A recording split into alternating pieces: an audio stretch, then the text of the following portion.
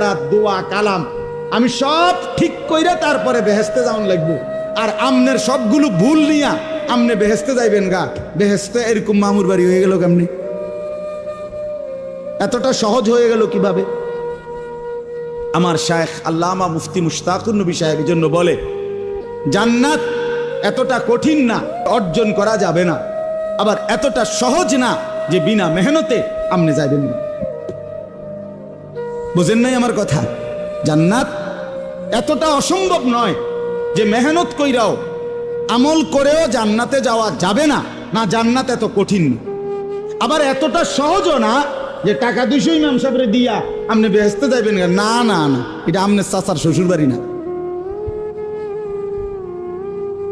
এর জন্য কোরআনুল কারীমের মধ্যে সমস্ত জায়গায় আছে বারবার আল্লাহ তাআলা বলছে, জান্নাতের বিনিময় বান্দা কেন দিলাম?